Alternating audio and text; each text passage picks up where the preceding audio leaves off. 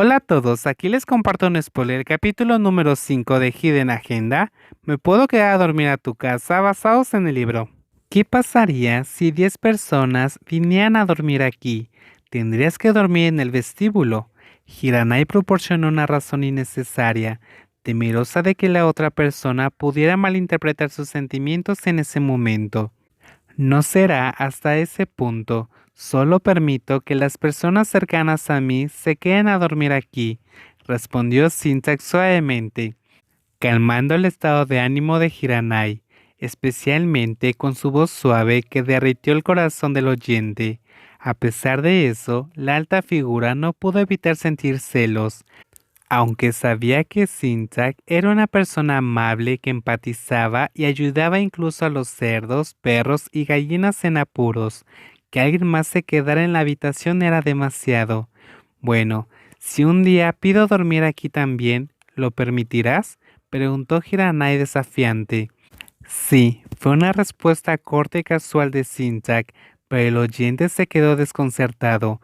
Un segundo después, el corazón de Hiranai se sintió como si hubiera sido golpeado por una fuerte ráfaga de viento, casi sin poder respirar. No había esperado una respuesta tan rápida. Fue una respuesta sin pensarlo mucho, sin tomar una decisión. Si él pidiera quedarse aquí, Syntax lo permitiría así. ¿Por qué están cerca el uno del otro? De ser compañeros de clase en el mismo año a convertirse en conductores el uno del otro, y ahora se han convertido en buenos amigos. Syntax apretó los labios para contener la sonrisa que no pudo contener. Luego miró a su alrededor para encontrar otro tema para reemplazar este. Esos son los libros que les darás a tus juniors con el mismo número de estudiante, ¿verdad? ¿Puedes quitarlos por mí? Hiranai no esperó más. Rápidamente sacó una gran caja de libros de la habitación de Syntax. En su corazón no pudo evitar maldecir.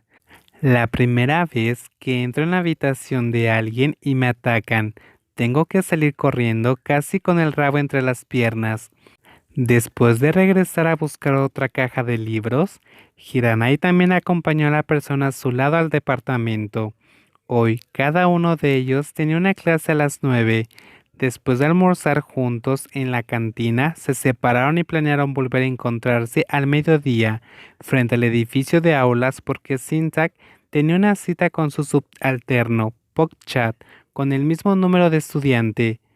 Piso, hola.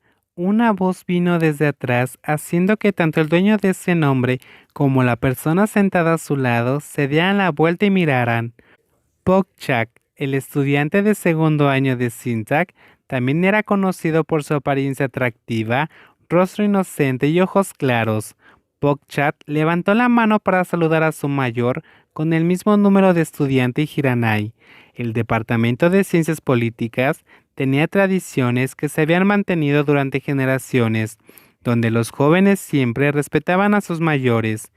Incluso se estudiaban en diferentes departamentos y nunca hablaban sin permiso.